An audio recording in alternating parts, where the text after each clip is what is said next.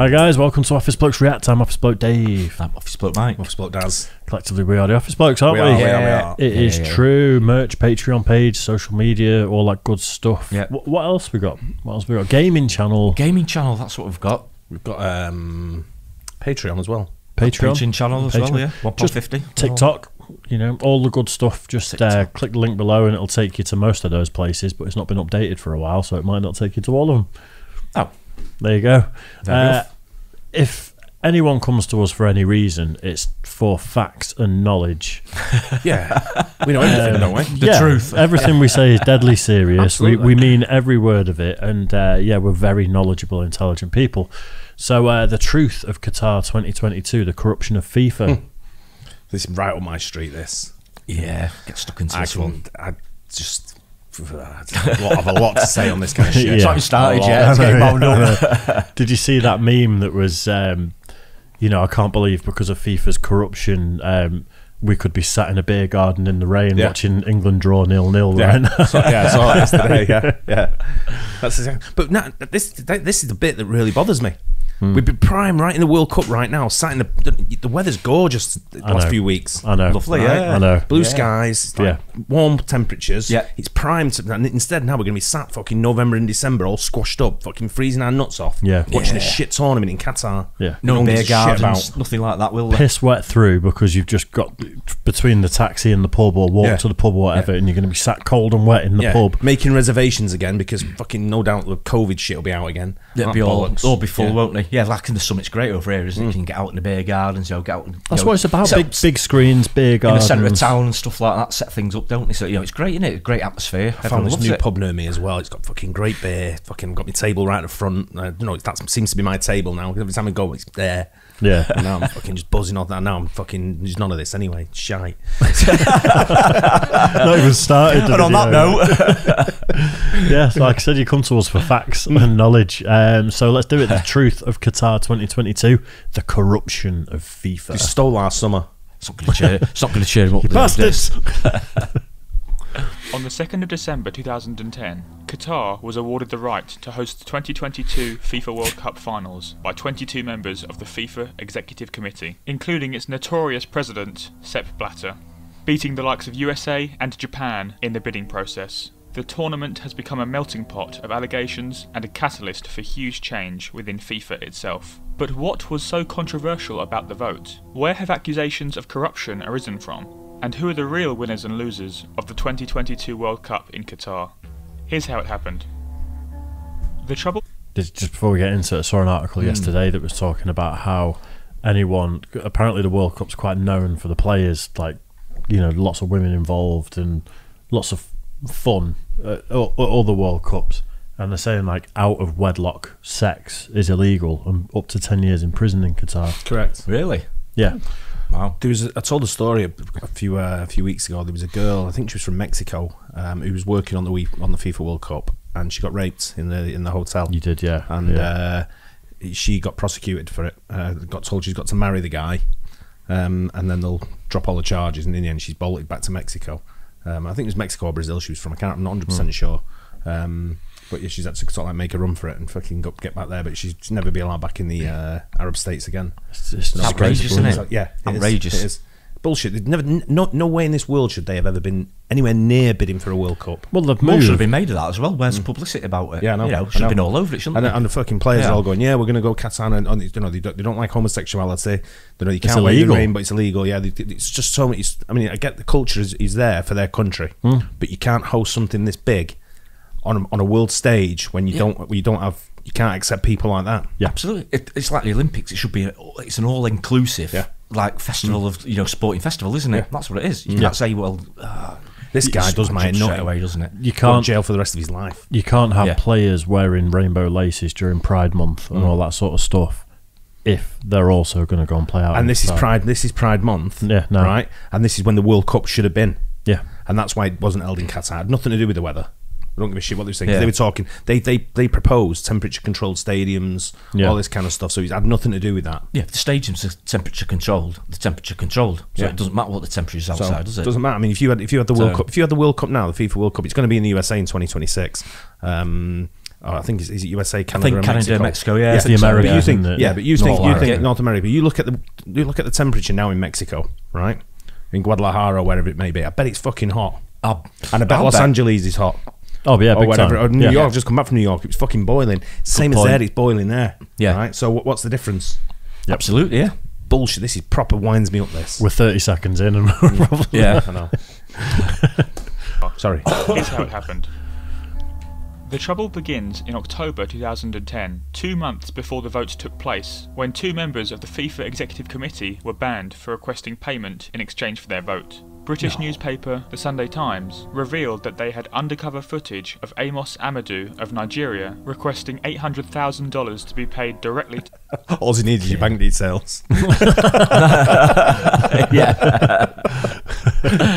the construction of 4 artificial pitches in his home nation, as well as footage of Reynald Tamari of Tahiti asking for $2.3 million to finance the construction of a football academy in New Zealand. The pair were temporarily suspended and unable to take part in the vote in December, before both were eventually banned from all football activity for 3 years and 1 year respectively. Straight back and on the fined board just when they're done, though. $15,000 between Exactly. them. Not a 15 great grand. start for the FIFA committee. As the day of the vote grew closer, in November, FIFA's own technical report described Qatar as a high operational risk as a host, the only candidate country to receive such an evaluation. In the build-up to the voting procedure, Qatar's bid also drew criticism from the media for its inhospitable climate, poor human rights record, and the illegal status of homosexuality, which is punishable by death. The day of the vote arrived, and the executive committee, now with 22 members instead of 24, took 4 rounds to decide upon the host, eliminating the country with the fewest votes until a majority was formed. It's probably worth noting here that Qatar received fewer votes in the second round than the first, suggesting the presence of tactical voting. Immediately following the award of hosting rights, FIFA faced a backlash as Qatar defeated what were generally considered stronger bids from other countries. Lord David Treisman, former chairman of the Football Association, alleged in May 2011 that 4 members of FIFA's committee had sought bribes from the FA in return for a vote in favour of England hosting the 2018 World Cup. These included Jack Warner of Trinidad demanding $4 million to build a school, and Paraguay's Nicolas Leos asking for a knighthood. That same month, a whistleblower who had been part of the Qatar 2022 campaign team claimed that Cameroonian Issa Hayatou and Ivorian Jacques Anouma, again both FIFA executives, had each received $1.5 million on the promise that Qatar had their votes. Meanwhile, President of the Asian Football Confederation and a key figure in Qatar's bid, Mohammed bin Hammam, was set to run to be the next president of FIFA, but withdrew from the race following allegations that he had bribed 25 officials in order to receive their votes, and was later banned from football for life. Can we Unbelievable, not isn't it? sack off FIFA and start something new? Yeah. That's what they need to. They need to get proper football people in charge. This is So I think- just fucking stinks, man. Yeah, it does. And Oh, of look course it at does, them, yeah. though, as well. It's essentially running world football. Look at them. They're all like, none of them have kicked a football in their life, I don't think. No. Probably not. But Treisman wasn't anything to do with the with FIFA. He was the head of the FA. He Yeah, exposed, that's right. he exposed Yeah. some of them. He did the report on it, didn't he? Yeah, that's right. But it's just like this proper gets right under my skin. It is a wind up, innit? Because I know I've been to games where I've been to high profile games, Champions Leagues and and different games. I've been to Qatar to watch England v Brazil. Funny enough. Oh yeah. Yeah, and but asking for a knighthood. And at what point do we turn around and go, mate, fuck off? Yeah. Right? Yeah, I'll just give the Queen a bell and just get you a knighthood. Yeah, then. yeah, should Just be for- easy. for No, your you vote. lot. Yeah, all of why you not? out. Why we should just fucking. We had an opportunity here. Not when I say we, everybody in the world. They had an opportunity to fucking strip FIFA right down to the bones and get rid of all the fucking the corruption and bullshit that goes with it. They had the opportunity to do it and they didn't. It was an ideal opportunity. Platini kicked the ball. He was a very good player. Yeah, talking about people in fair football. enough, He was yeah. a football man, but Yeah. he went on the dark side, and he went along with what was he? Sepp Blatter, Yeah. and people like that. And I love the game. I know you do as well, but it's just one of them things where it's bad. It's terrible, and this ain't going to be over this year. I mean, I think it's just going to get worse and worse. There's going to be more stories coming out this year. Absolutely nailed on. But without it's a doubt. down to now it goes to show where the corruption lies with the FA and UEFA and all the different federations that make up FIFA to sort of like put a stance together and go, do you know what? If you're not accepting homosexuality and we're not fucking coming. We're not sending our team. We're not representing it. So go and fuck yourself. And it's not just that. The stadiums have been built on literally the blood of slaves. Yeah, exactly. You know, there's dead people in the foundations allegedly. Yeah. You know, that maybe that's an analogy, not an analogy, a metaphor. The amount of people that have died building these things, though, is absolutely incredible. And that's swept under the carpet as well. People just fail to just fucking acknowledge it. And you've got all these people coming out, and the players are saying, "Yeah, we'll wear like a rainbow captain's armband or whatever." That's going to fucking make a difference, isn't it? I don't think you should be allowed to both support Pride Month and play in Qatar in the same year. I think as players, they need to put their foot down and decide. Sorry, Dave. Well, no, I was just going to say, are you for the cause? Are you trying to help human rights, or are you going to be complicit in reducing people's human rights? That's on the players. The players should turn around and go, nah. The only way there'd be real change, or it might be, is if countries start saying, actually, we're not going to play there. But I think that ship sailed now. They should have said it years ago. That's all they've got to do. That's all they've got to do. Nothing's Just say, changed. we're not going to send a team to this World Cup. The World Cup shouldn't be staged there. Yeah. I think the players should. They've got their own culture, and that's fine. I get all that. That's what you do. But we're going to stage a world event, a world sporting event that everybody watches. Yeah. Every country in the world watches. We're not going to have it in your country, mate, because of the way your culture is. Yeah. It should be in places where everybody's welcome. Yeah. Where everybody's welcome. I've said it many times. There should be about 7 or 8 countries that host the World Cup all the time, and that's it. Just leave it at them 7 or 8. Yeah, because they keep going on about, having a World Cup in different places sometimes that are a bit different, slightly to try and spread the word, spread football around the world. Well, they're not spreading football around the world because there's a lot of gay footballers out there. All right, a lot haven't come out, but they wouldn't be able to play in Qatar or anything like that. They wouldn't be able to come out there and play freely, would they? So, it's not even the footballers; it's the fans. You can't fans as well. Yeah. What's the average fan in the street going to do just because he's gay? He can't go. No, she's gay. They can't go to fucking World Cup. They'd think twice about it, wouldn't they? Yeah, they wouldn't go. You're not welcome. I think they're saying that there's essentially going to be fan zones in there where. I don't think outward expression of homosexuality would be tolerated, but I think if you're a gay couple, you'll be okay. But I think, how is anyone going to be comfortable like that in any way, shape? Not at all, if you accidentally show a little bit of affection to your partner, someone's going to come with a massive truncheon. that was cheap. I think you could put it better. That was cheap. Dave, really. Let me get over this video. The following year, in August 2012, Michael Garcia, a former New York attorney and judge, was appointed chairman of the FIFA Ethics Committee to investigate the allegations of corruption. After 2 years, the American had completed his findings, dubbing the paper the Garcia Report, 2 years. and delivered the 350-page document to FIFA. Paid. FIFA chose not to release Garcia's findings, instead publishing an edited summary of Mr. Garcia's report, which offered no sign of any wrongdoing by any FIFA officials, leading him to resign in protest. So why not release the full report then? Absolute money. Bullshit, that is. 350 page, and that's a summary in itself over 2 years. Yeah. You know what I mean? Yeah. I mean, what's the point? 2 years and then just don't release it. Clearly, they haven't released it because there's things in there that they don't want people to know about. Precisely. They think we're bleeding stupid, don't they? No. Absolutely unbelievable. Well, it's a monopoly, isn't it? There's no alternative. No. That's the issue. Exactly. So they can do what they want, essentially. He'll be tied down legally, won't he? Massively. NDAs that's why, and stuff. Yeah, that's why we won't be able to release it. But the truth will out eventually.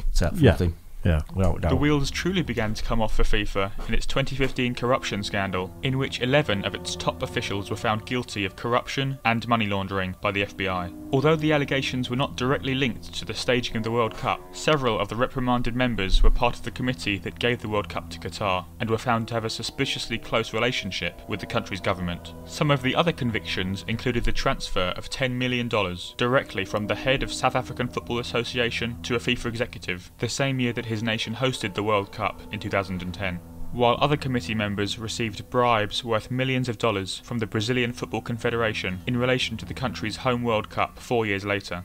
The corruption case resulted in Blatter resigning in June of that year, later receiving a ban of 6 years after being found guilty of criminal mismanagement himself.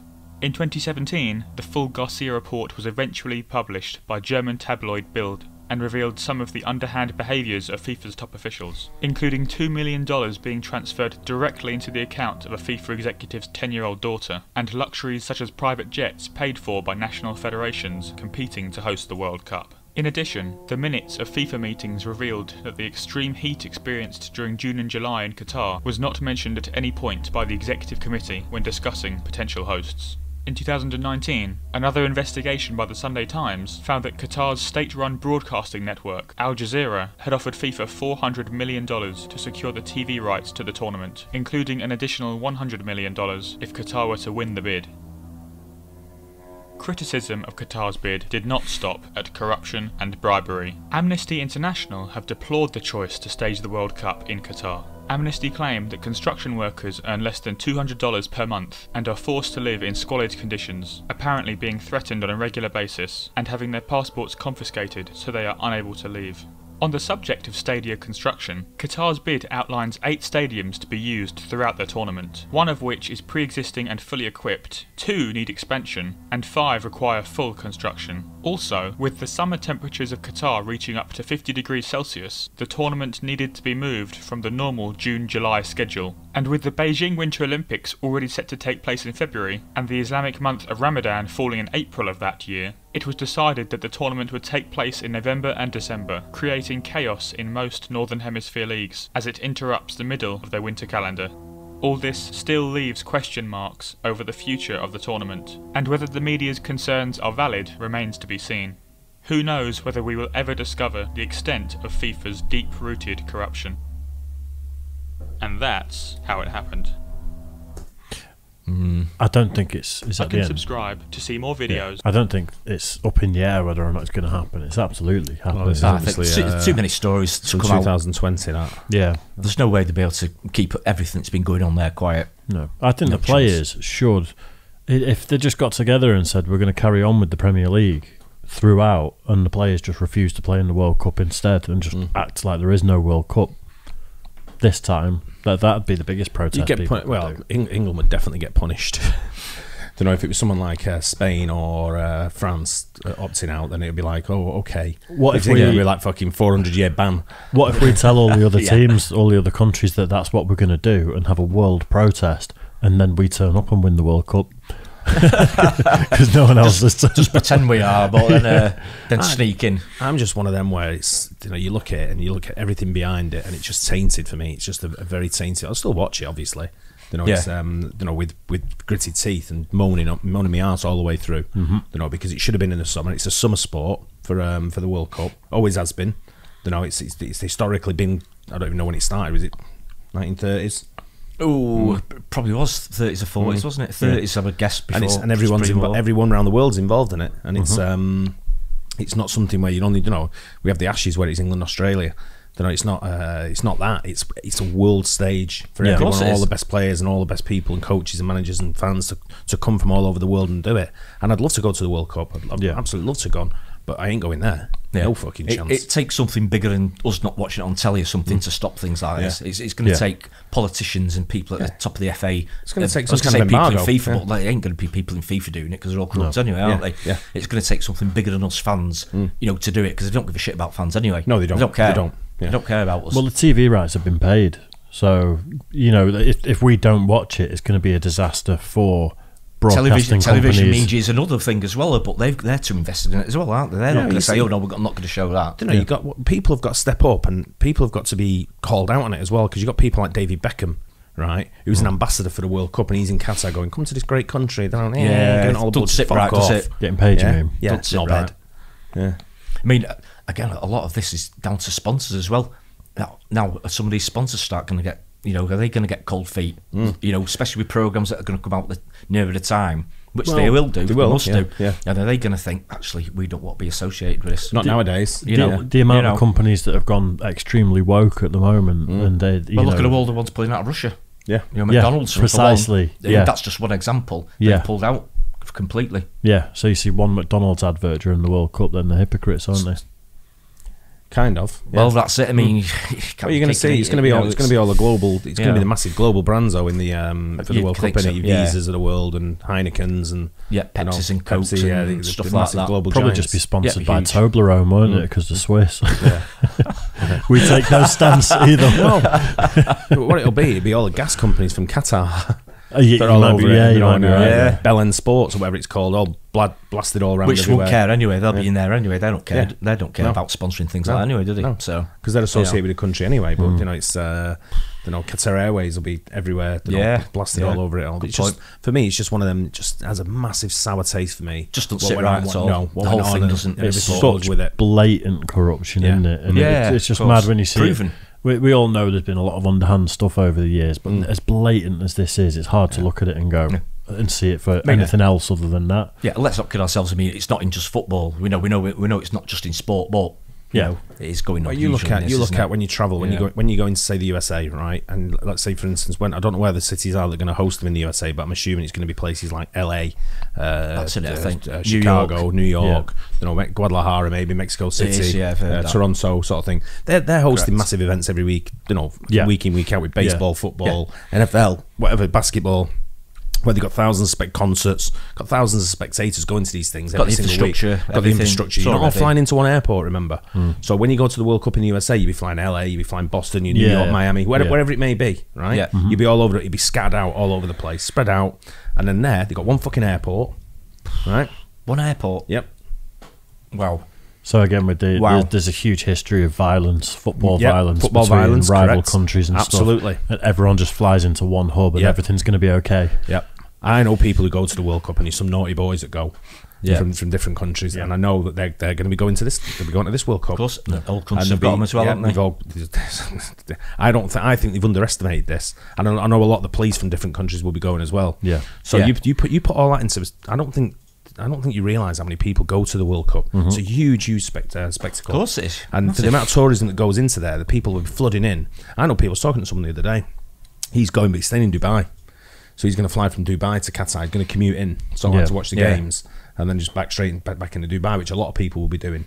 But for me, it's just like the volume of people that's going to be going into that one little shitty airport. Well, it's not a shitty airport; it's a good airport. But one airport, and the infrastructure they've got in that country. I've been to that country a few times, and it can get gridlocked. Public transport's piss any poor. good? Is it? No. And you're going to go into there, and you're just going to get. Forget about all the regular fans that go in. I'm talking about all the nutters that go. Yeah. And there's a healthy amount of nutters that are going to go and looking for trouble. Yeah. And it's going to be organised and when you look at the Dutch and the Germans, the English, the French, people like that who we all clash with at every single World Cup. Yeah. As England, and then you're going to get other countries that are coming into the fold as well. Of course, yeah. It's going to be bedlam. Certainly could be, but watch this space. This is going to run this one, I think, isn't it? There's going to be a lot of fans not coming back. I think there's going to be prison sentences are going to be potentially harsh. Probably, yeah. For social unrest. The alcohol intake, it's a Muslim state, so the alcohol is readily available there, but not at the same levels of what you get, in countries like here, USA. Trying to cater for England fans, how much they're going to drink is going to be just them alone, and then you've got everyone else that goes with it. Six pack for like 300 people. Yeah.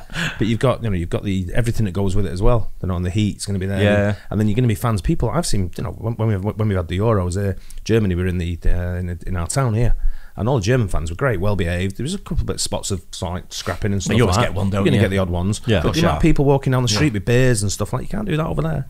No. Again, it's the fan zones, isn't it? I think there's as long as you're within this area, we're not going to enforce a lot of the laws that they would necessarily like a free enforce, zone almost.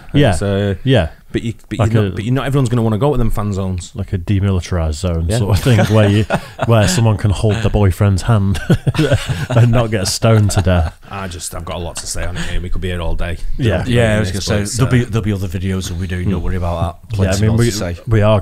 We are hoping to do a live watch along with the England USA game. Yeah, that's going to be great.